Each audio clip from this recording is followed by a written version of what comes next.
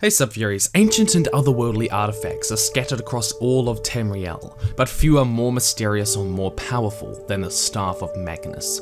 Its story goes back to the Dawn Era, to the time of the Itada, to creation. But what was the Staff's original purpose? What are its powers, and why did it come to Tamriel? Today, we delve deep into the mystery of the Staff of Magnus.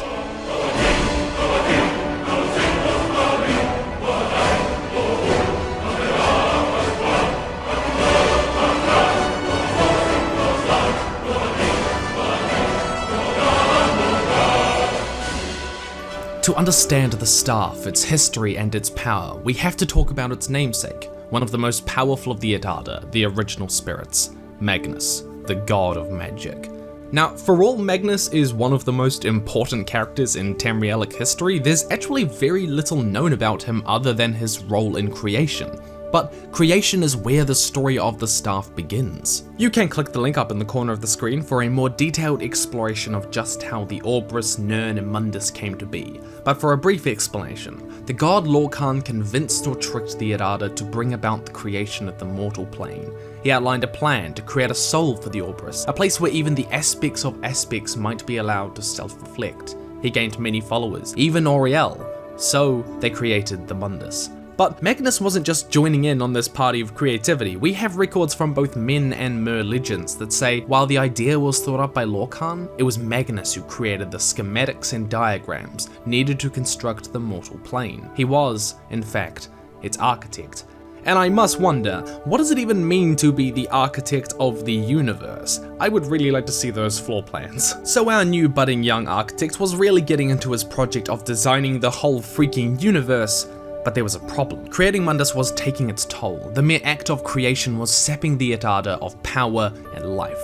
They faced a choice, stay and risk dying, or flee into Aetherius. While some of the Itada stayed and they went on to become the Aedra, numerous records tell us that as their aspects began to die off, many of the Itada vanished completely. Some escaped, like Magnus. But they also say that something happened when he escaped. His escape was not easy, and tatters of Magnus remain in the firmament as stars. When Magnus fled, he tore a hole into Aetherius, and that became the sun. Those that followed him, known as the Magnagi, were far less powerful, and they created the stars when they left. And after that, we virtually never hear from Magnus again. He's off doing magic-y architect stuff, I guess, and doesn't seem to give a khajiit about the world that he designed. But how does the Staff of Magnus fit into all of this? Tamrielic lore by Yagrum Bagan notes that the Staff of Magnus was a metaphysical battery of sorts for its creator, Magnus. When used, it absorbs an enemy's health and mystical energy. But Arena shows us that it can repel magic attacks, Morrowind shows us it can restore health, and Daggerfall shows us it could absorb spells. It seems to have the ability to control and channel almost any amount of any kind of magic. Essentially, at any given point in time, the Staff has been able to do whatever its user has needed it to do, like a skeleton key of magic. This said, it's not unheard of for elder artifacts to change their properties or powers throughout history. Now, the Staff is described as a metaphysical battery for Magnus, but its exact purpose is shrouded in ancient history. There are a number of theories about it, but the one that I prefer is that the Staff's original purpose was to be a tool for Magnus in the architecture of the universe. To understand why this theory makes so much sense, you have to understand something about the nature of magic in the Elder Scrolls universe. There's a passage in Arena Supermundus, the Tapestry of Heaven, that I think encompasses it pretty well. Our world was born from Magicka, the creative force that informs and sustains all life. Aetherius is the plane of pure Magicka. It is ethereal energy that infuses our daily existence. Its magic brings the rain to our fields, love to our hearths, and scientific principles to our technological industries. It gives us the very sun itself. Magic isn't just fireballs and frost blasts, it's fundamental to the laws of nature and the logic within the Orbrus itself, which is no surprise given that it was designed by the god of magic. Magnus would require a precise instrument to channel his immense ethereal power as he worked. That's why it can do anything you require with Magicka. Think of it like Magnus using a ruler and a protractor instead of drawing his designs freehand. And the College of Winterhold questline in Skyrim does seem to suggest all of this. Now, we won't go down the dark and dreary rabbit hole of what the Eye of Magnus is, but we can all agree that it is an artifact of immense magical power. So powerful that the only thing we know that can control it is the Staff of Magnus. And I want to talk a bit about this connection between the two. When you finally confront confront Uncano in the Winterhold storyline, he shouts at you, "You think I can't destroy you? The power to unmake the world at my fingertips, and you think you can do anything about it?" Of course, Uncano soon learns that we very much can do something about it as we put an arrow in his knee, but what's interesting is his specific phrasing. The power to unmake the world. The Psijic Order also later refers to how the eye cannot remain here, or else it may destroy your college and this world. It must be secured. What we're seeing is that the staff seems to be the only tool that can control an artifact that has the magicka to make or unmake the world. That fits perfectly with the type of magic that Magnus would have been dealing with in his architecture of the universe. On top of this, Ancano's meddling with the eye creates a number of these magical anomalies you can find and fight in Skyrim. These are ruptures in the very fabric of reality, of Mundus, and guess what you need to close them?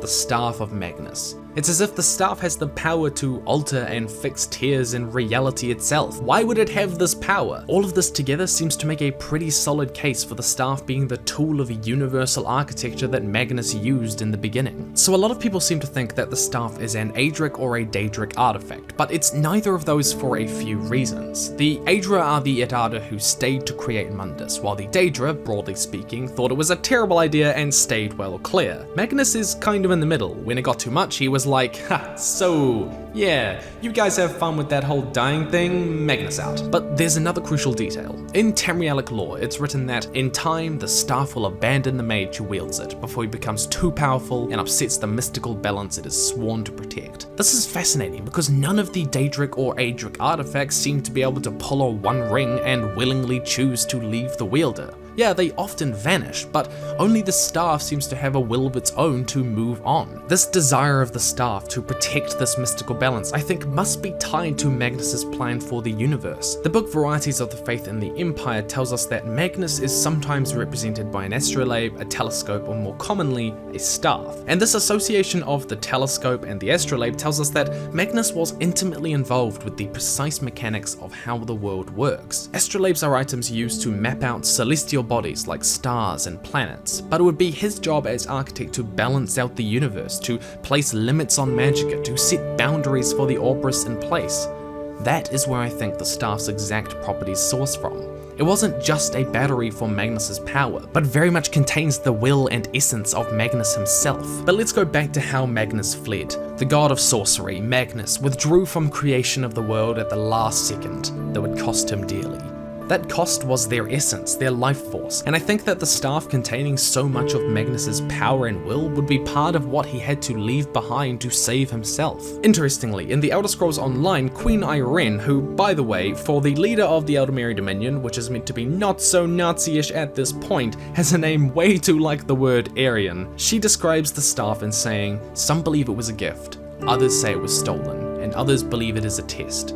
Whether or not it is a gift or stolen probably depends on which version of creation is true. Elves typically believe that Lorcan tricked Magnus into designing Mundus and nearly killing himself, meaning the staff was stolen from him, while men typically believe Magnus took the risk willingly, but then chickened out and gifted the staff to Tamriel. But that's all from me, Subfuries. What do you think about the Staff of Magnus, or even the Eye of Magnus? And my question for you today is, which of the Daedric lords are your favorite? Let me know down in the comments below. I absolutely love making Elder Scrolls lore videos, and I want to make more of them in the future, even though, you know, they get fewer views, but I love talking about it. The universe is just so in-depth, and there's so much to talk about. If there's particular topics that you'd like me to cover, then let me know down in the comments below. I'd love to hear them. Otherwise, stay nerdy, Subfuries, and I'll see you in the future.